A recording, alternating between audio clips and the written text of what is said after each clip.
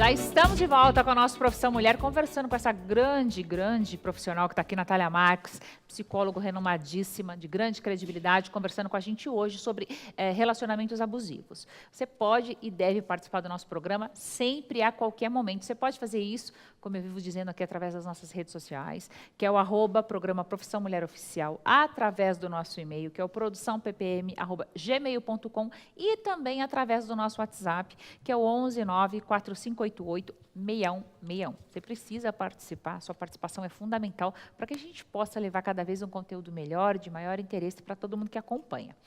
Natália acabou de nos fazer assim, um breve resumo do que seria, né, essa relação abusiva. Falando não só de marido e mulher, mas dentre amigos, também na situação profissional, né? Agora, vamos assim, tentar peneirar um pouquinho. Normalmente, onde mais acontece isso? É dentro de casa? É no relacionamento homem-mulher? A gente vê com mais frequência no relacionamento amoroso. E importante também a gente entender, né, que o relacionamento, como eu falei, pode ser a mulher abusiva, o homem abusivo, e em relacionamentos também homoafetivos da mesma maneira. Né? Não é uma coisa exclusiva de relacionamento entre homem e mulher. Mas é principalmente nos relacionamentos amorosos que a gente vê relações abusivas. É engraçado, né, gente? Eu acho que, de tudo que você falou, o que mais me chamou a atenção, e eu acho que a doutora Patrícia Ávila deve vivenciar isso no dia a dia dela, é que a pessoa agredida, ela ainda consegue, eu não sei de que forma, mas ela acaba se sentindo culpada. É mais ou menos assim na hora do divórcio, doutora? É isso mesmo. Quando a mulher, regra geral, é a mulher que sofre essa agressão, ela sempre acredita que foi uma situação excepcional e que ele não vai fazer mais. Então, ela sempre vai dar mais uma chance, é como uma traição, né? Ele fez sem querer, ele está nervoso, e você vai abrindo exceções, e você vai se perdendo naquele relacionamento. E há casos que chega a mulher ela se submeter a traições constantes, e ela sabe, e o homem faz questão de deixar bem claro. Eu participei de um caso recentemente que a mulher, ela era casada, ela tinha filhos, e o marido era noivo com mais 2 mulheres fora, e ela tinha conhecimento. E ele fazia questão de, às vezes, dar uma esfregada na cara dela. E Olha ela aceitava aquilo, gente. porque, assim, é uma mulher que nunca trabalhou, é uma mulher que dá muito valor à família, e tem todo um contexto que, se ela levasse isso, ela decidisse, por exemplo, sair, ela amava muito ele, e ela sempre se submetia àquilo. Então, é difícil você fazer a pessoa, de repente, acho que essa terapia talvez ajude, mas é difícil, nesse nível de tantos anos, você ir passando, e, como ela disse, é sutil, ela dizer, não quero mais isso. É bem difícil. Bem difícil, né? Quando essas mulheres te procuram, elas resolvem, né, dar o primeiro passo. Olha, tudo bem, eu vou participar desse grupo de ajuda, ou, de repente, acho que normalmente alguém incentiva, né, para que essa mulher tome coragem. Eu não sei se é assim. É assim? Então, provavelmente sim, costuma ser. Até muitas pessoas, às vezes, procuram a gente, amigos. Eu quero ajudar a minha amiga, que eu acho que ela está num relacionamento abusivo, o meu familiar. E essas pessoas costumam incentivar. Filhos, muitas vezes os filhos que pontuam as mães, porque se incomodam com os abusos que os pais fazem e querem que ela saia dessas relações. Dificilmente a própria pessoa, às vezes a própria pessoa percebe, mas costuma ter alguém que começa a falar, isso não está certo, você não tem que ser tratada dessa maneira, olha, isso é violência. Porque o que é violência não fica claro. Muitas vezes as pessoas entendem aquilo como amor, entendem a violência e o abuso como amor, só viram aquilo na vida, pelas questões vivenciadas na infância também. Então, é difícil de identificar sozinho. Precisa de alguém que ajude, e com a psicoterapia ela vai percebendo que aquilo é abusivo, que ela não tem que ser tratada assim, que ninguém tem que sofrer agressões e violências dentro de uma relação. Quando chega um grupo para você, vamos falar aí de 5, 10, 15 mulheres, você consegue achar uma mesma semelhança ali entre elas? Qual seria essa semelhança? O que é mais marcante? O que mais te chama a atenção como profissional quando você faz essa terapia em grupo, por exemplo? Tanto na terapia em grupo como na terapia individual, que eu também atendo bastante mulheres na terapia individual, a gente percebe semelhanças somente dentro do ser mulher, primeiro. Né? As mulheres elas já vivem diversas coisas em comum. Isso que é muito presente em trabalhar com mulheres. Né? Questões relacionadas às violências que uma mulher sofre só por ser mulher, as diminuições, dificuldades profissionais, dificuldades de entrar no mercado de trabalho, de ser reconhecida, os relacionamentos, os abusos nas relações, questões relacionadas à maternidade também, os sentimentos, né, a autoestima prejudicada. A gente percebe bastante também como a pressão, como a mulher sofre uma pressão só por ser mulher. Né? Tem que estar esteticamente perfeita, tem que ser a profissional perfeita, a mãe perfeita, a esposa perfeita.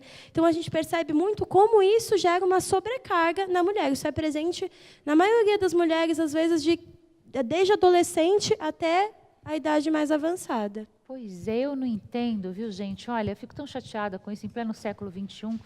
Por que que as mulheres, de certa forma, são assim, muito mais cobradas? Isso é fato, viu, gente? Aqui não é feminismo, não, é fato mesmo. Muito mais cobradas, de uma forma muito mais cruel, muito mais rígida, eu diria que com uma moral elevadíssima, né, pela sociedade, enquanto isso não se aplica aos homens, normalmente. Não é assim, doutora? É isso mesmo. Eu acho que, de verdade, às vezes eu falo isso para algumas pessoas, e eu acho que eu tenho liberdade de falar em rede nacional, mas nós somos culpadas disso, né?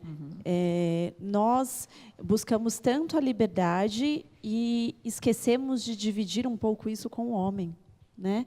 A gente quis um pouco a posição deles, mas esquecemos também de doar um pouco a nossa. Então, a gente acabou levando tudo isso. Então, assim, diariamente eu tenho que ser profissional, eu tenho que ser esposa, eu tenho que ser mãe, eu tenho que ser dona de casa. Eu tenho que ser, né? Eu tenho que ser. E eu tenho que cuidar da minha estética, porque as pessoas exigem que eu seja, né, tenha todo o estereótipo. Enfim, e a culpa também é minha, mas... Outro dia eu falei para o meu marido, ele acabou se ofendendo. Eu falei, eu tenho todas essas obrigações diárias, qual é a sua? É só trabalhar. Porque nós não, assim, isso também, eu estou tentando ensinar isso para o meu filho, que ele também tem algumas atividades minhas que ele deve fazer. Cuidar do quarto dele, ele deve me ajudar em casa, ele deve fazer outras atividades. Então, eu acho que nós também temos que começar a mudar isso com os nossos filhos, homens, né? E saber dividir um pouco essa responsabilidade para o homem. E porque é difícil. Outro dia, eu tenho um irmão que ele acabou de ter um filho recentemente, e ele disse para uma amiga minha que estava grávida, ele falou assim para ela, exija com que o seu marido cuide do seu filho de madrugada para você dormir. Ela falou, por quê? Ele falou, porque foi nesse momento, quando a minha esposa deixou eu cuidar do meu filho, foi que eu passei a amar ele de verdade. Olha só. Então, até nessas coisas sutis, a gente tem que aprender a deixar o homem também tomar um pouco da nossa função, porque a gente carrega muito, é muito difícil ser mulher. É difícil, gente, eu falo. Por isso que esse nome, o nome do programa, que é para todos, obviamente, mas enaltece a mulherada aí, porque não é fácil, né? Eu vivo dizendo, mulheres guerreiras que saem, muitas vezes são mãe, pai, o sustento, né? Arrimo de família, enfim, a coisa é complicada, mas a gente tem a chance de mudar, tem a chance de melhorar, e essa melhora é para nós, não é para mostrar nada para ninguém, né, Marisa? Não é para vestir a camiseta da revolução. Não é essa a questão é estar feliz, estar bem. Eu acho que a palavra seria se blindar de tudo aquilo que não te faz bem e entender que você tem esse direito. Esse direito é teu, não é isso. Olha, gente, eu estou falando de mulher, mas obviamente a gente abrange aqui todo mundo, né? Pode ser homem, mulher, pode ser um casal homossexual, isso não importa, né? O amor, quem ama, na minha concepção, Natália, se eu falar alguma besteira, você pode me corrigir. Eu entendo assim que quem ama verdadeiramente, ele não magoa, ele não agride o outro dessa forma, né? Você não quer ver a pessoa que você ama, por exemplo, você ama teu filho. Você não quer ver teu filho prostrado numa cama, chorando, tomando remédio para depressão. Você quer o quê? Enaltecer esse filho, para que ele consiga ir bem na escola, para que ele consiga se relacionar bem quando ele crescer com as pessoas. Entre marido e mulher, Se a coisa é sadia, tem que ser da mesma forma, né? Exatamente isso que você falou, né? A gente tem uma ideia, muitas vezes, que o amor, para ser amor, você tem que lutar, você tem que sofrer, que ele tem que suportar tudo. E não é assim, né? O amor, esse relacionamento, ele tem que te deixar melhor do que você já estava. Você não pode depositar a felicidade no outro, mas ele tem que somar, te deixar mais feliz, agregar coisas na sua vida. Se você, um termômetro muito bom para você perceber se uma relação não é saudável, que ela tem coisas abusivas, é você perceber se você estava melhor antes desse relacionamento acontecer, né? Se agora você não se reconhece, se agora você sente que você se perdeu, que você não tem as mesmas qualidades que você tinha antes, que você é a maior parte do tempo infeliz, será que esse relacionamento é saudável? Será que ele está te agregando coisas boas? De fato, né? Quem ama tem que querer ver o outro feliz, o outro bem. Vão existir desentendimentos dentro da relação, isso é normal. Porém, se você sofrer o tempo todo, não vale a pena, né? Não é amor. Agora, você tem como abordagem psicodinâmica a ênfase na psicanálise winnicottiana, é isso?